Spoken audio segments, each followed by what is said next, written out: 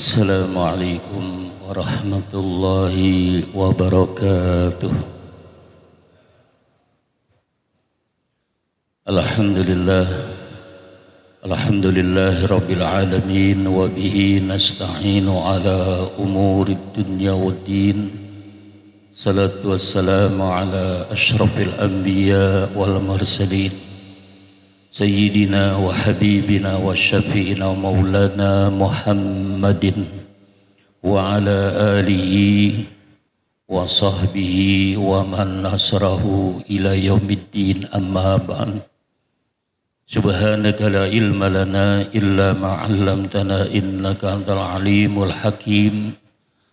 Rabbi shrah li sadri wa yassir li amri wahlul 'uqdatam min lisani yafqahu qawli. Pada bapak-bapak dan saudara-saudara hadirin jamaah Majlis Ta'lim malam Sabtu Masjid Jami Al-Ikhlas bersama segenap pengurus DKM Masjid dan pengurus Majlis Ta'lim yang insya Allah semuanya senantiasa dimuliakan, diberkahi dan dirahmati oleh Allah Subhanahu wa Ta'ala. Mari sama-sama kita baca Ummul Quran Suratul Fatihah untuk membuka dan mengawali pengajian kita pada malam hari ini. Mudah-mudahan dengan mukjizat, aroma, barakah dan sir surah Al-Fatihah, Allah berikan kepada kita dan keluarga kita iman, Islam, ihsan yang kuat, ilmu-ilmu yang manfaat, sehat afiat, panjang umur dalam taat, dimudahkan segala urusan kita dunia dan akhirat, dan Allah luaskan kepada kita rizki yang halal, yang thayyib, yang berkah untuk ibadah kepada Allah, dan Allah sampaikan kita kepada ma'rifat husnul khotimah dan ridhonya di dunia wal akhirah. Sekaligus Fatihah ini juga kita tujukan untuk arwah almarhum dan almarhumah, orang-orang tua kita, keluarga, sanak famili, para guru, para alim ulama, para muassis Masjid Jami Al-Ikhlas. Mudah-mudahan semuanya selalu mendapatkan limpahan rahmat dan maghfirah, diluaskan alam kuburnya dan dijadikan kuburnya raudhah min riyadil jinan. Lillahi ta'ala bitilkan niyah wa ila hadratin Nabi Muhammadin sallallahu alaihi wa alihi wasallam wa alihi wa ashabihi wa azwajihi wa dhurriyyatihi radhiyallahu anhum ila jami'il anbiya wal mursalin wal malaikatil muqarrabin wal awliya'il arifin al muhaqqiqin wal ulama'il amilin wa syuhada'i was salihin, khususan ila hadrati sultan awliya Syekh Muhyiddin Abdul Qadir Jailani wa ila hadrati sultan awliya Syekh Habil Hasan As-Sazili wila hadrati Sultan Aulia Syekh Bahauddin An-Naqsyabandi wila hadrati Syekh Radian Abdul Razak At-Tarmusi wila Syekh Abdul Salam wila hadrati Syekh Hudari bin Hasan wila hadrati Syekh Mbah Penjalu wila hadrati Syekh Romokai Mustaqim bin Husain wila Syekh Romokai Abdul Jalil Mustaqim wila hadrati Syekh Asbullah Al-Marzuki wila hadrati Syekh Haji Mahfuz Syafi'i wila hadrati Syekh Salahuddin Abdul Jalil Mustaqim wa usulihim wa purihim masyaihim wa talamizim wa zawjatihim wa man intasaba ilaihim qaddasallahu asrarahum wila hadrati Sayyidina Hadir alaihi salam wila jami' arwahi abaina wa ummahatina jadina wa jaddatina amamina wa ammatina wa akhwalina wa khalatina haqqun alina ولمشايخنا معلمينا وأساتذتنا وإلى جميع المسلمين والمسلمات والمؤمنين والمؤمنات من مشارق الأرض إلى مغاربها. شيء لله لنا ولهم الفاتحة. أعوذ بالله من الشيطان الرجيم. بسم الله الرحمن الرحيم.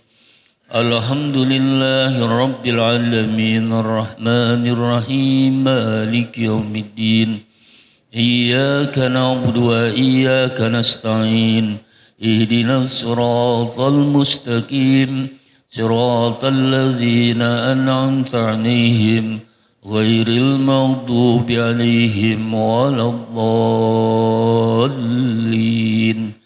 Rabbighfir lana wa liwalidina amin. Sekali lagi kita baca suratul Fatihah, kita khususkan untuk sahabat kita, saudara kita, keluarga kita, ya anggota Majelis Taklim malam Sabtu, yaitu Bapak Muhammad Ali, siapa? Muhammad Ali apa? Sini ya, Bapak Bana deh ya. Mudah-mudahan ruhnya diterima oleh Allah Subhanahu wa taala, begitu pula semua amal ibadahnya Allah terima, Allah ridho, dan Allah ampuni segala dosa-dosa dan kesalahan-kesalahan serta kehilapan-kehilapannya, dan mudah-mudahan kuburnya Allah jadikan raudhah min riyadil jinan, dan mudah-mudahan keluarga yang ditinggalkan senantiasa diberikan kesabaran dan ketabahan oleh Allah Subhanahu wa taala. Lillahi ta'ala bitilka niyah khususan ila ruh almarhum Bapak. Al-Fatihah. A'udzubillahi minasyaitonir rajim. Bismillahirrahmanirrahim. Alhamdulillahi rabbil alamin arrahmanir rahim maliki yaumiddin. Iyyaka na'budu wa iyyaka nasta'in. Ihdinas siratal mustaqim. Shiratal ladzina an'amta 'alaihim ghairil maghdubi 'alaihim waladdallin. Rabbighfir lana wa liwalidina amin. Bapak-bapak dan saudara-saudara hadirin jamaah taklim yang dimuliakan Allah, kita lanjutkan kajian dan pembahasan kita masih seputar sholat. Pada kajian yang lalu kita sudah membahas tentang rukun-rukun sholat yang wajib dijalankan ketika kita dalam pelaksanaan ibadah sholat. Sekarang kita lanjutkan tentang sunnah sholat yang disunahkan sebelum sholat dan yang disunahkan di dalam sholat. Ini juga perlu dan harus kita pahami meskipun hanya sunnah. Ya, kita kadang-kadang kan karena itu sunnah seringkali kita anggap enteng, kita abain begitu saja. Padahal yang sunnah-sunnah ini penting. Salah satu fungsinya ya untuk menutupi kekurangan-kekurangan yang ada di dalam yang wajib, ya, yang fardu. Di samping itu, sunnah juga berfungsi untuk mempersolek, ya, untuk supaya ibadah kita itu lebih cakep, lebih keren, lebih kinclong, gitu ya. Nah, itu fungsi daripada sunnah. Kemudian juga sunnah berfungsi untuk sebagian kita yang mungkin, ya, kadang-kadang itu terasa kurang beribadah. Bapak-bapak, saudara-saudara, ibadah yang selama ini udah dijalanin, udah merasa puas, cukup segitu aja atau masih kurang? Bener nih, ya kurang ya. Sholat kalau 5 waktu doang terasa kurang atau pas-pasan, cukup segitu, atau kalau bisa mah dikurangin lagi. Kira-kira gimana? Ya, kalau dari tahun ini biasanya mungkin ya, kayaknya sih dikurangi lagi. Subuh nggak usah deh subuh katanya. Iya Bu, kalau subuh susah banget meleknya katanya. Ya kan lah. Tapi Pak, sebagian kita hamba-hamba Allah ini ada yang memang terasa kurang dengan 5 waktu itu. Makanya Nabi itu melakukan yang sunnah-sunnah, memberikan contoh kepada kita kalau yang kurang ini nih kerjain, ini jalanin, itu ya. Karena kan memang orang itu bagaimana peringkat rohaninya Pak, peringkat spiritualnya. Semakin tinggi spiritual seorang hamba, dia akan semakin kurang di dalam melaksanakan ibadah. Termasuk Nabi sendiri, beliau meskipun udah melakukan apa saja di hadapan Allah, beliau itu tetap selalu merasa apa yang dikerjakan itu kurang, masih sedikit gitu loh, belum ada apa-apanya. Nah itu Nabi loh yang yang istilahnya kagak pernah berhenti, nonstop ibadahnya nyambung terus. Bagaimana dengan kita yang kadang-kadang baru tiba ngerjain ini itu aja udah merasa Nah, ya udah merasa cukup, udah merasa keren, merasa hebat. Pokoknya jamaah Al-Ikhlas gua ada yang paling keren. Padahal sebetulnya masih apa? Ya masih jauh, Pak. Kalau kata orang Pulau Gebang masih tangeh. Ya, masih tangeh. Ditambahin lagi biasanya orang Pulau Gebang tangeh mengengeh. Tangeh mengengeh itu jauh banget. Kita itu kalau ya nggak usah diukur dengan nabi lah, ya. Kita diukur para ulama atau orang-orang soleh, ya solihin, para aulia, kita ini jauh, ya. Nah, tapi meskipun begitu kita nggak usah kecil hati karena Allah itu rahmatnya sangat luas, ya. Yang penting kita tancapkan di hati kita supaya kita bisa ya melaksanakan apa saja yang disunahkan oleh Nabi, ya. Nah, sunnah itu kan bila dikerjakan mendapat pahala, kalau ditinggalkan nggak berdosa, nggak apa-apa. Ya udahlah gua tinggalin aja. Biasa kan kayak gitu ya, nggak dosa ini, ya kan? Nah, gitu. Jadi untuk meningkatkan derajat juga sunnah itu fungsinya ya, meningkatkan nilai kita supaya lebih bagus kan gitu.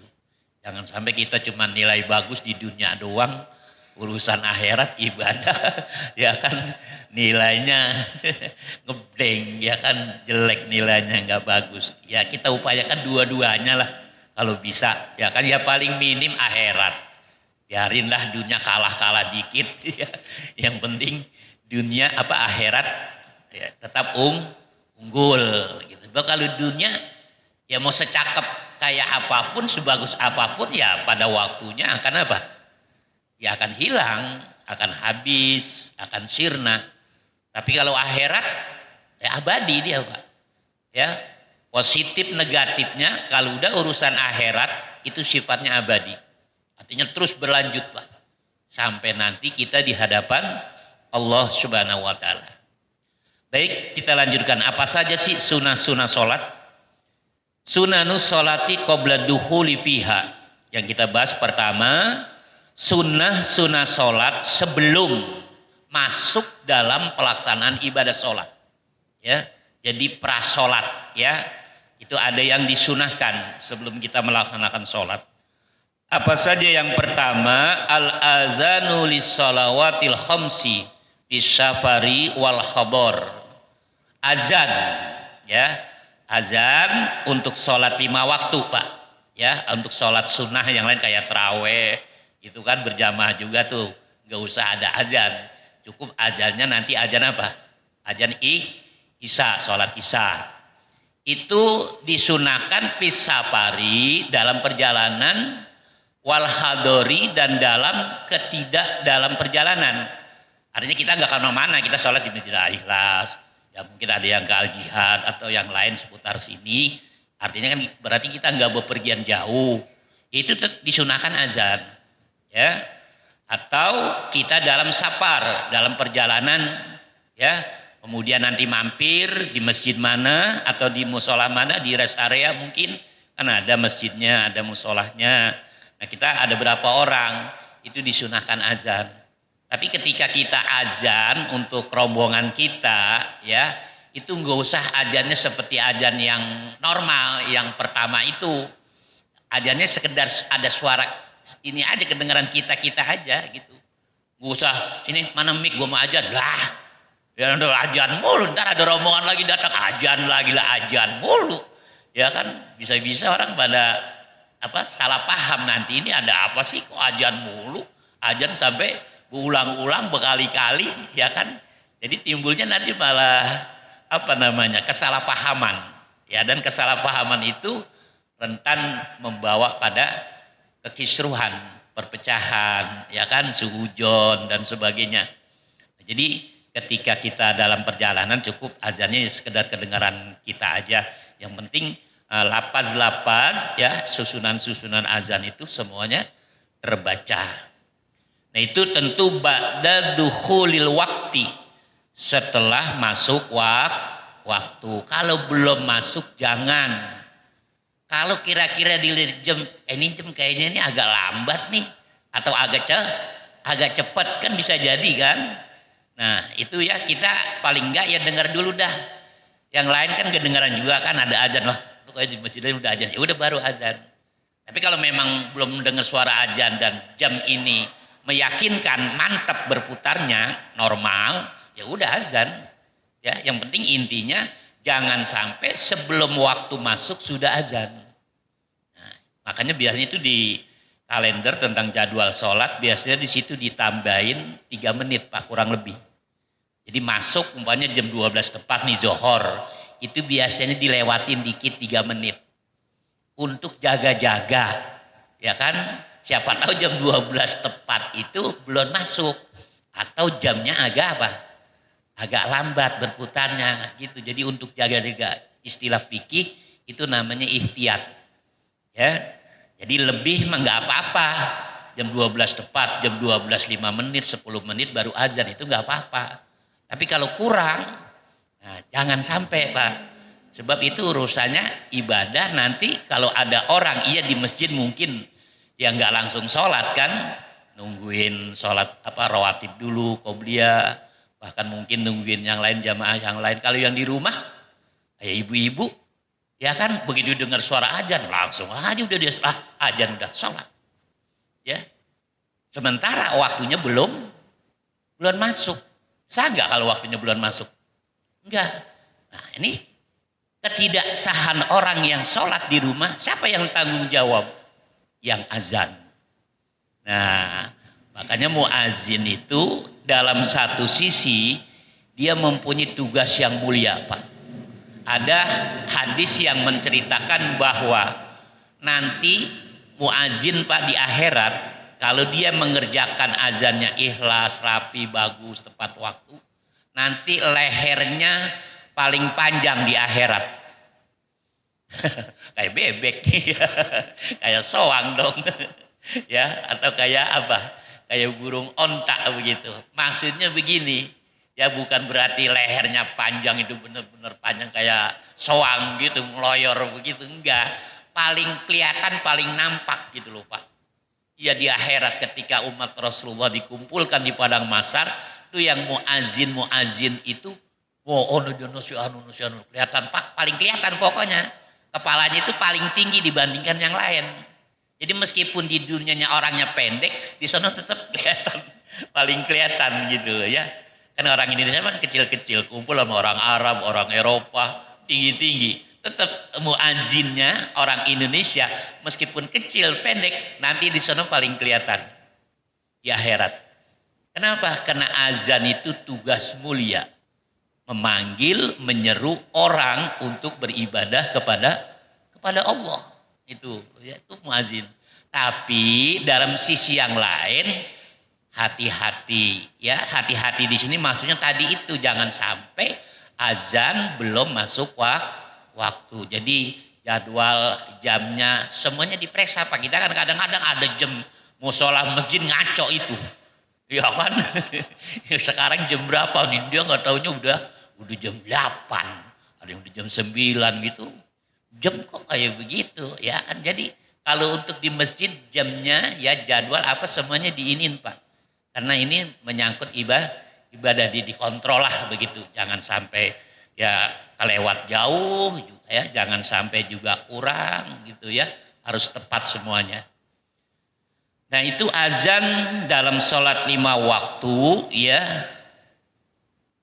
Masing-masing itu sekali illa pisubhi, kecuali dalam waktu sholat subuh. Kalau untuk sholat subuh sunnahnya itu 2 kali azan, ya 2 kali azan. Azan pertama ya sebelum azan kedua itu jaraknya atau durasinya kurang lebih antara 10-15 menit azan itu, ya.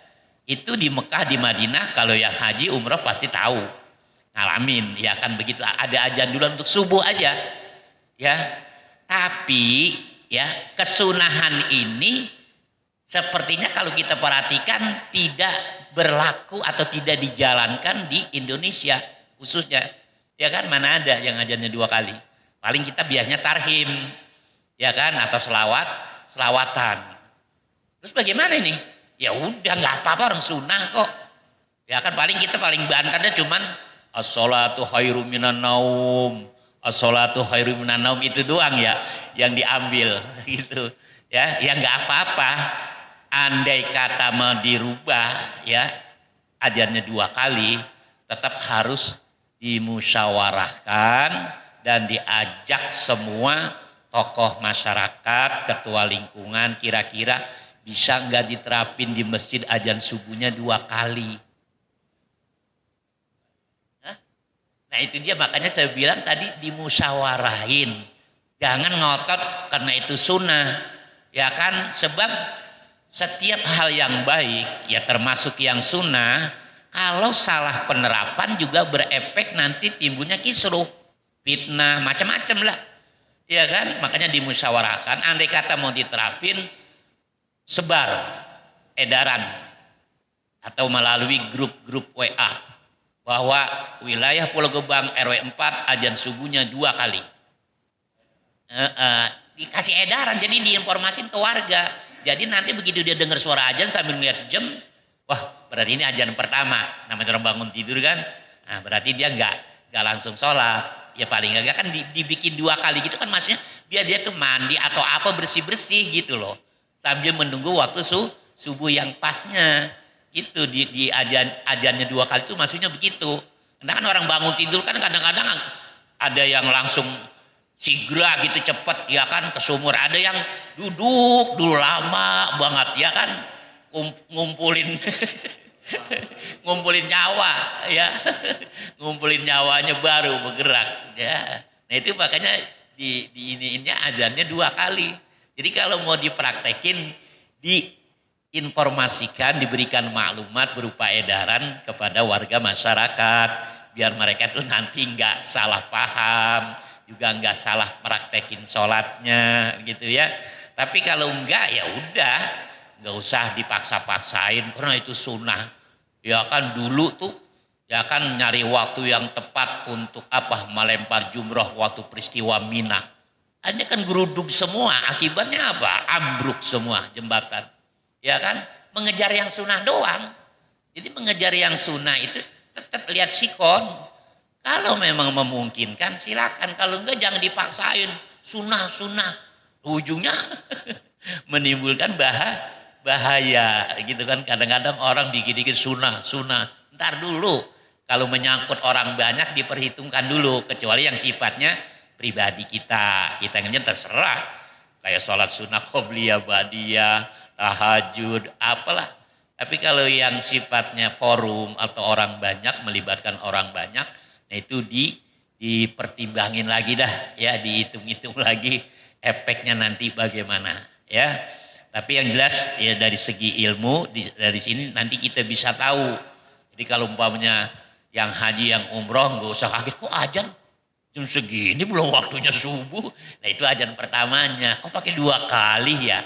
Nah kalau udah ngaji begini kan istilahnya udah nggak kaget lagi lah, karena memang yang seperti itu yang disunahkan sebetulnya.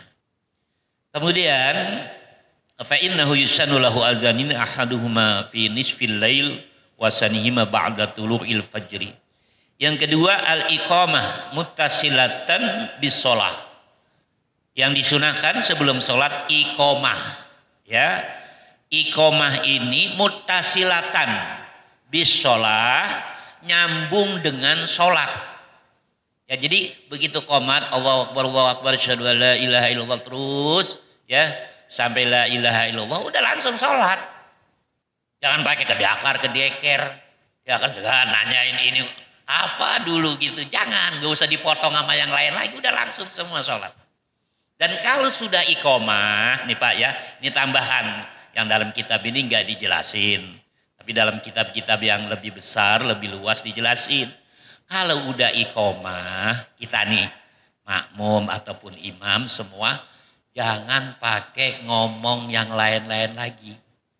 Kadang-kadang udah qomat masih negesin lo tadi kondangan, segala nanyain kondangan. Ya kan, ntar kali gua habis sholat isya baru kondangan. Udah, ya pokoknya jangan ngomong-ngomong yang lain kalau udah qomat. Kenapa? Karena kalau sudah iqomah Pak, ya ibarat kita nih ya menghadap presiden atau raja atau sultan, itu tabir dibuka udah. Kita udah masuk ruangan khusus. Jadi jangan sampai suul adab atau songong, nggak punya tata krama, ya. Jadi udah kunci semuanya, jangan dengar segala apa tahu atau ngomong segala apa tahu, udah konsen, fokus untuk menghadap Allah Subhanahu wa taala. Ya, sebetulnya sih dari mulai azan juga udah dibuka, cuman kalau azan itu belum full dibuka tabirnya, Pak. Ya baru dibuka sedikit gitu. Nah, kalau udah iqomah buka.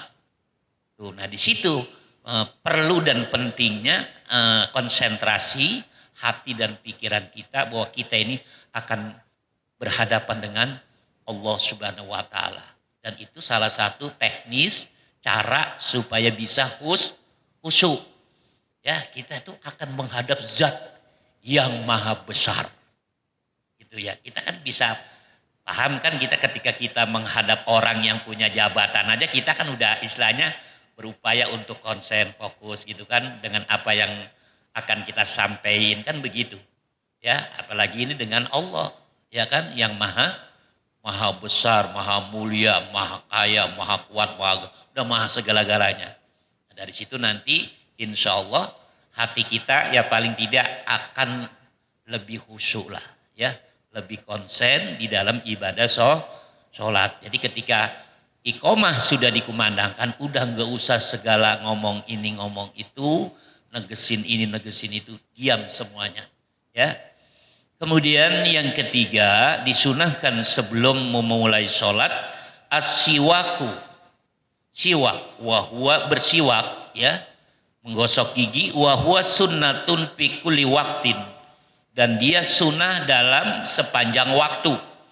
Ya, sebetulnya bersiwak itu Pak, gosok gigi itu disunahkan kapan saja, terutama ketika mulut kita rasanya udah pahit, asam apalah, itu disunahkan bersiwak. Ya, pada awalnya ya Nabi mengerjakan bersiwak ini tanpa ada tujuan apa-apa. Tapi kemudian banyak sahabat-sahabat yang terus ikut-ikutan, banyak lagi. Sehingga Nabi punya kekhawatiran apa? Waduh, kalau begini terus nanti diwajibin nih bersiwak, dan itu pasti bikin berat, bikin repot umat. Makanya beliau pernah berhenti, ya kan, sesekali berhenti untuk menunjukkan apa? Bahwa yang dia kerjakan ini nggak wajib. Yang beliau kerjakan itu hanya sunnah. Nggak jauh beda dengan traweh gitu loh Pak. Traweh kan awalnya begitu. Nabi ke masjid, oh makin banyak pada datang ngikutin Nabi sholat traweh begitu. Ya waktu itu belum ada sebutan traweh, pokoknya sholat sunnah di bulan Ramadan pada malam hari. Nah akhirnya Nabi cuma 3 hari tuh. Traweh Nabi itu awalnya cuma 3 hari Pak, di bulan Ramadan. Setelah itu beliau bagaimana? Traweh di rumah. Berapa rakaat? Ulama memberikan penjelasan yang dipraktekkan oleh Umar bin Khattab itu kemungkinan besar yang dipraktekkan Nabi di rumah 20 rakaat. Nah gitu ya, orang kadang-kadang kan itu kan Umar bukan Nabi. Iya emang Umar bukan Nabi tapi sahabat Nabi dan sahabat senior. Jadi nggak mungkin beliau itu ngada-ngada gitu loh Pak, yang Nabi nggak kerjain kemudian dikerjain, ya itu nggak mungkin.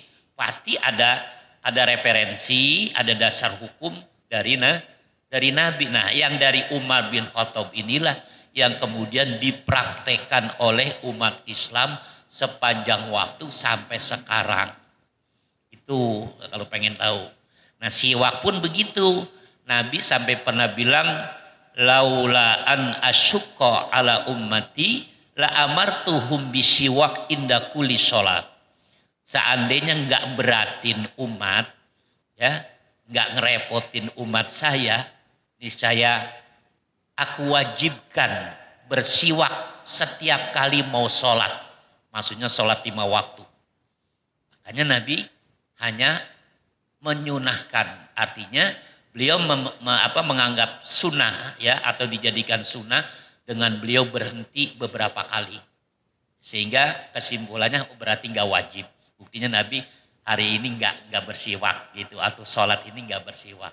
Jadi Nabi itu mendidik kita, mendidik umat itu seperti itu.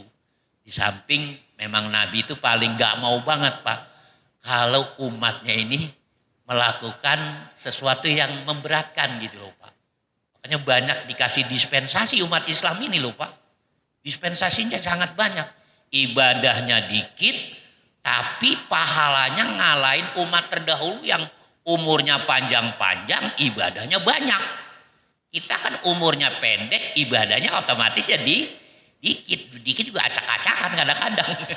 Ya, kadang-kadang berantakan. Tapi berkat syafaqah Nabi, ya, Nabi itu minta lupa kepada Allah, ya Allah umat saya itu begini, begini, begini. Ya kan? Ntar Allah, ya udah tenang aja umat kamu mah. Ya kan biarpun sedikit juga nanti pahalanya gede.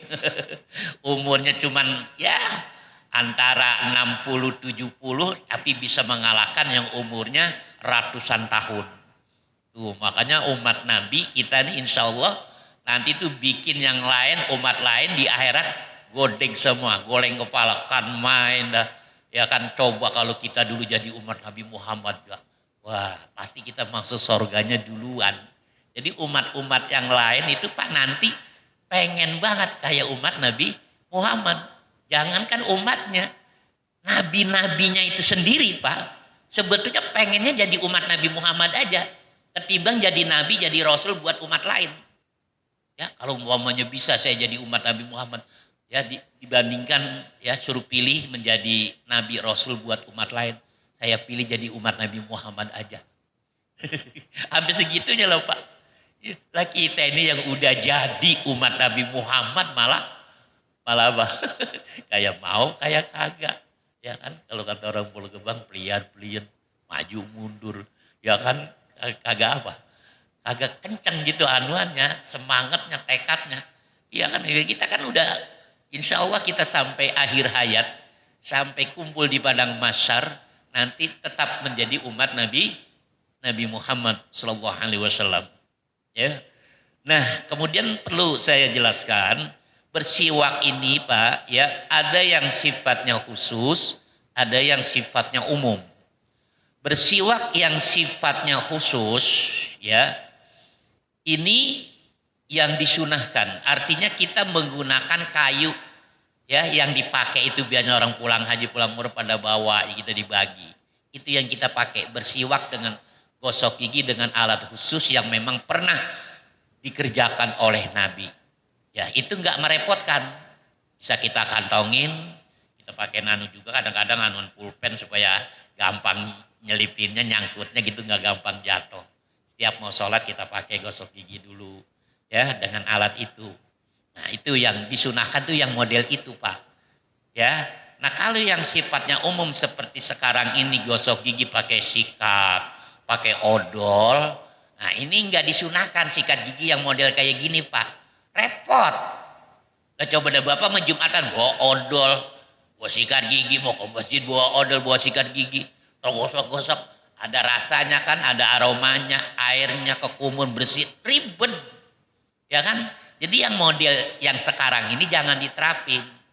Tapi tetap gosok gigi pakai odol, pakai sikat gigi, itu termasuk bagian daripada yang disunahkan dalam konteks bersiwak secara umum. Cuman nanti itu tadi dalam prakteknya yang model sekarang ini jangan diterapin.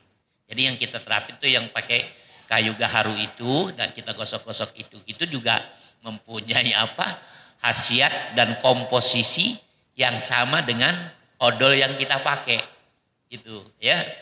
Ya jadi jangan salah terap nih Pak, nanti wah disunahkan bersiwak kalau nggak dijelasin ini kan bisa jadi ya kan besok Bapak balik ke masjid bawa odol, bawa sikat gigi ya karena otomatis kan pakai air kalau begitu. Lah abrak-abrakan nanti masjid. Ya kan ya kita sendiri juga bisa belepotan tuh dengan busa-busa odol kita. Jadi yang itu nggak diterapkan. Kemudian yang keempat ittikhazu sutroh liman imururi ahadin baina yadayhi, yaitu menggunakan sutroh. Sutroh itu Pak, tabir, ya, tabir untuk menjaga jangan sampai ada orang lewat di depan kita lagi sholat. Tujuannya itu intinya. Nah, kalau kemudian diterapin sutroh semacam ini, tiap-tiap kita pakai sutroh, kira-kira ribet nggak? Ribet Pak, setiap orang pakai hordeng begitu. Ya kan, iya. Maksud tujuannya supaya orang nggak lewat di situ. Nah, jadi kita mengambil yang maslahatnya aja. Tapi intinya tetap bisa mengendalikan orang, jangan sampai lewat sembarangan ketika orang lagi sholat. Pakai apa kita? Ya pakai sejadah aja udah cukup sebetulnya Pak. Ya, pakai sejadah kan orang bisa tahu ukuran orang sholat kan, sujudnya kan seukuran sejadah. Jadi jangan lewat karena termasuk daripada dosa, ya, dosa yang cukup besar adalah kita lewat di depan orang sholat. Maksudnya lewat di depan orang sholat itu seukuran sejadah itu Pak. Tapi kalau dia lewatnya udah katakanlah ini garis ini nih ya. Kita sholat di garis yang ono berdirinya, sujud kan sampai kemari. Nah kita lewat di sini nggak apa-apa. Itu nggak apa-apa Pak. Yang nggak boleh itu lewat yang memang pas ukuran dia sujud. Itu jangan kita lewat. Dan ketika itu memang disunahkan kita yang lagi sholat ada orang lewat depan kita begini. Gitu ya. Maksudnya apa? Ngasih peringatan gitu ya. Tapi jangan sampai gerakan yang berat, yang kasar, sampai jungkir balik orangnya, ya batal nanti sholat kita, ya jadi sekedar inian aja, ya jangan sampai dia lewat di situ, ya ketika ada orang mau lewat di depan kita, sementara kita lagi sholat, itu untuk peringatan, ya kita kan kadang-kadang, ya itu Pak, karena kurang ngaji, jadi otomatis ya kurang ilmu di situ diantaranya kan etika. Adab, ya itu kan bisa diketahui lewat ngaji, ya dengan ilmu oh begitu ya etikanya iya. Jadi ketika kita mau sholat, ya kita mau maju, gitu kan masuk ke dalam ruangan, lihat-lihat ada orang lagi sholat, gitu ya. Kita jangan sampai lewat di depannya, ya dengan seukuran yang dimana dia sujud, ya ukuran sejadah standar itu. Nah kemudian sunanus sholat itu tadi sunnah-sunnah sebelumnya Pak ya, sebelum mengerjakan sholat. Sekarang sunanus sholat ba'dad dukhuli fiha, sunnah-sunnah sholat setelah masuk dalam sholat. Artinya ketika kita mengerjakan sholat itu apa saja yang disunahkan. Wahia nau'ani, dan sunnah-sunnah dalam sholat ini ada dua macam. Pertama sunnah ab'ad namanya. Yang kedua sunnah hayat. Apa tuh bedanya antara sunnah ab'ad dengan sunnah hayat? Sunnah ab'ad itu sunnah-sunnah yang kalau kita kelupaan ngerjainnya, maka nanti disunahkan diganti dengan apa? Sujud sahwi. Itu sunnah ab'ad ya. Apa aja nanti ada ya. Kalau sunnah hayat yaitu sunnah yang kalau ya ditinggalkan atau enggak dikerjakan ya karena lupa atau bisa jadi sengaja ya enggak perlu sujud sahwi, enggak disunahkan sujud sahwi, udah los aja langsung ya sholatnya tetap sah gitu ya. Tadi juga sunnah ab'ad tetap sah sholatnya. Ya, cuman kalau nanti gak diganti sujud sahwi, maka terkena makruh sholatnya. Nah, efeknya apa kalau makruh yang dikerjakan dalam sholat itu? Apakah membatalin sholat? Enggak, cuman mengurangi pahala aturan 100 turun 90. Ya, bisa turun 80 tergantung banyaknya yang dia tinggal yang sunnah itu ya, atau sengaja atau lupa ninggalnya. Kan ada juga orang nggak kunut subuh sengaja aja Pak, karena pengen cepet aja gitu, gua ngantuk gua nggak pakai kunut, gua langsung aja Ya kan, udah gitu nggak sujud sahwi. Nah itu makruh dia, kurang nilainya Pak. Kalau dengan kesengajaan seperti itu, ya turunnya lumayan, anjloknya lumayan Pak. Dari 100 mungkin bisa ke 60, bisa ke 50, ke 50. Kan saya kan lumayan Pak ya, ngejar nilai seperti itu kan sulit. Yang ada aja kita pertahankan gitu ya. Nah kemudian abadus sholat, sunnah-sunnah abad sholat sab'atun ada 7. Man taraka syai'an minha yasjudu lisyahwi. Siapa yang meninggalkannya ya daripada sunnah abad itu, maka nanti dia disunahkan sujud sahwi sebelum salam. Ya, sebelum apa? Sebelum salam ya, selesai tahiyat ya, tasyahud ya, sampai innaka hamidum majid ya, atau mungkin sampai sholawat Nabi saja ya, sebelum salam dia sujud sahwi 2 kali, kemudian dalam sujud bacaannya subhanaman la yanamu wala yashu 3 kali ya. Nah selesai itu langsung apa? Salam. Jangan baca tahiyat lagi, kagak kelar-kelar tahiyat lagi ya. Nah timbul pertanyaan, kalau sujud sahwinya lupa juga ya kan, begitu assalamualaikum dia baru ingat, dah gua kagak sujud sahwi, padahal tadi nggak kunut atau lupa tasahud awal ya kan, bagaimana? Ya udah sah sholatnya, cuman tadi nilainya berkurang ya. Sebagian besar ulama kalau ingatnya habis salam langsung ingat, itu masih dianjurkan sujud sahwi. Cuman nanti selesai itu nggak usah pakai salam lagi, sujud sahwinya aja. Tapi sebagian lagi ulama mengatakan udah nggak usah sujud sahwi lagi, udah sah. Gitu, habis orangnya itu kan lupaan Pak. Iya, jadi udah ancang-ancang ya gue sujud sahwi, sujud sahwinya lupa. Ya lengotan orangnya. Nah, yang pertama sunnah abad itu al-julusul awal. Duduk pertama. Ya. Duduk pertama maksudnya duduk dalam tasahud awal itu, Pak. Jadi duduknya itu duduk tawaruk, itu hukumnya sunnah abad. Jadi kalau umpamanya dia nggak duduk tawaruk, duduk dengan posisi lain, bersila atau duduk iftiros seperti tasahud akhir, itu juga nggak apa-apa. Cuman memang yang paling praktis paling enak ya yang biasa itu bentuknya ya, seperti duduk di antara 2 sujud atau duduk tawaruk, itu sunnah abad. Kemudian tasyahud fihi, yaitu membaca tasyahud mulai dari at-tahiyyatul mubarakatus shalawatut thayyibatu lillah. Assalamualaikum ayuhan nabiyyu warahmatullahi wabarakatuh. Assalamu alayna wa ala ibadillahi sholihin. Ashhadu an la ilaha illallah wa ashhadu anna muhammadar rasulullah. Sampai di situ tuh ya, itu hukumnya sunnah abad ya, tasawuf awal nih ya, hukumnya sunnah. Jadi kalau dia nanti lupa, sholatnya tetap sah, cuma disunahkan sujud sahwi sebelum salam. Yang ketiga wassalatu ala nabi pihi, bersolawat kepada nabi pihi di dalam tasahud. Jadi setelah baca 2 kalimat syahadat, sambung dengan Allahumma sholli ala Muhammad. Pakai Sayyidina enggak? Hah? Nah itu ada 2 qaul dari ulama ya, yang bagus enggak.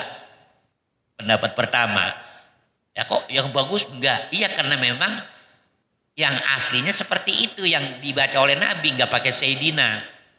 Tapi pendapat kedua yang bagus pakai Sayyidina. Kenapa? Karena itu adab. Nabi enggak pakai Sayyidina kan untuk diri beliau. Ya kan? Tapi kita sebagai umat kan harus ada adab etika. Jadi pakai Sayyidina yang bagus. Nah, dari 2 qaul ini yang mana ya yang kita mau pakai? Terserah. Ya kan? Jadi kalau udah 2 qaul begitu tinggal terserah kita. Artinya kan kita meretekin yang pertama ya, ada apa? Ada dalilnya atau ada penanggung jawabnya ya. Kita pakai yang kedua juga ada penanggung Jawab. Itu fungsinya kita punya imam tuh begitu Pak. Jadi imam-imam yang kita ikutin nanti yang tanggung jawab gitu loh. Jadi kalau kita nggak ngikutin imam, siapa yang mau tanggung jawab? Ya sendiri. Ya kan ngendon dikemplangin tadi sono. Ilmunya kagak, apanya kagak, sok tahu banget kamu. Ya digituin. Iya, kalau ada imam-imam, nah nanti imam yang tanggung jawab. Imam ditekan, ya kan, imam itu akan bersandar kepada Rasulullah. Gitu loh Pak. Iya, kalau udah Rasulullah, Allah nggak bakalan neken Nabi Muhammad Pak. Kenapa? Itu sang kekasih dari semua kekasih yang paling terkasih. Gitu Pak. Iya, makanya ini kita keistimewaannya menjadi umat Nabi Muhammad Sallallahu Alaihi Wasallam. Jadi harapan-harapan kita untuk selamat itu besar Pak. Ya untuk dimaafin oleh Allah. Nah itu sunnah abad ya Pak ya. As-salat apa? As-salatu ala Nabi. Allahumma sholli ala Sayyidina Muhammad atau Allahumma sholli ala Muhammad. Ya. Wa ala alihi lebih bagus. Nggak pakai wa ala alihi nggak apa-apa. Tapi ini dalam tasahud awal ya. Nanti tasahud akhir lain lagi hukumnya. Ya. Kemudian yang kelima ya yaitu al-qunut. Nanggungin lupa ya soalnya ini. Al-qunutu fi sholati subhi wa fil witri fin nisfil akhir min syahri Ramadan. Kunut dalam sholat subuh ya dan dalam sholat witir di pertengahan akhir bulan Ramadan. Kalau kita taraweh nanti di witir terakhirnya kita baca kunut ya seperti kunut subuh. Ini indal mazhab asy-Syafi'i menurut mazhab Imam Syafi'i rahimahullahu taala. Kemudian yang keenam sunnah ab'ad al-qiyamu lil qunut, berdiri untuk kunutnya berdiri Pak. Ya setelah kita ruku, bangun dari ruku, posisi tidak kan berdiri tegak. Nah di situ kita kunut. Itu juga hukumnya sunnah ab'ad ya. Kemudian yang terakhir dari sunnah ab'ad as-salatu ala nabi wa alihi wa sahbihi fihi, bersolawat kepada nabi ya, keluarga dan sahabat-sahabat nabi fihi di dalam kunut ya. Jadi dalam kunut itu selawat kepada nabinya hukumnya sunnah ab'ad ya. Jadi kalau umpamanya dia baca kunut tapi tidak ada selawat kepada Nabi, tetap nanti dia disunahkan sujud sahwi ya.